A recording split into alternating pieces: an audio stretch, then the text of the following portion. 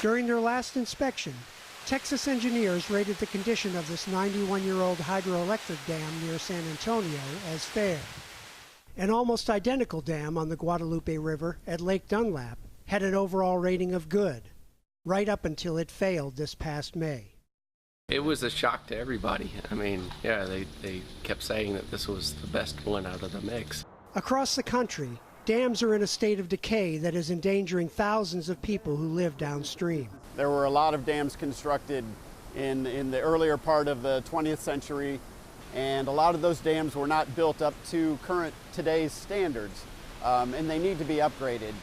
A 2-year Associated Press investigation identified nearly 1,700 high-hazard dams in 44 states and Puerto Rico that are listed in unsatisfactory or poor condition.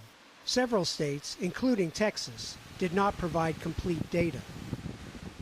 The dams are considered high hazard because of the likelihood that people could die if they failed. That happened in 2006, when this privately owned dam in Hawaii collapsed, killing 7. One man died this past March, when heavy ice smashed through the 92-year-old Spencer Dam in Nebraska. So in light of climate change and other potential inclement weather effects, we have to look at scenarios that perhaps weren't in the cards when these structures were designed. In October 2015, dozens of South Carolina dams failed during heavy rains. The following year, 20 dams in North Carolina breached during Hurricane Matthew. There unfortunately continue to be a lot of dams that are inspected and problems are identified. The dam owner is either unwilling or unable to make those repairs.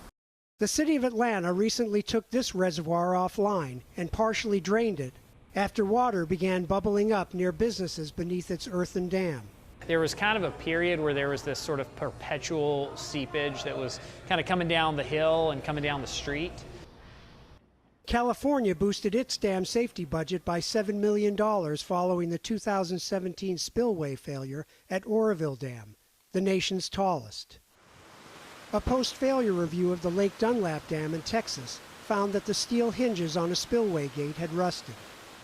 But when the Guadalupe Blanco River Authority announced that it would drain several lakes with similarly aged dams, homeowners sued and won an injunction.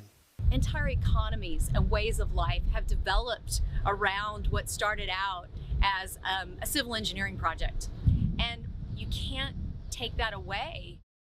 Both sides have agreed to keep boaters and swimmers away from the dams while they study how to repair them and who will bear the multi-million-dollar cost. One estimate puts the total price tag at $70 billion to repair the nation's 90,000 dams. Alan Breed, Associated Press.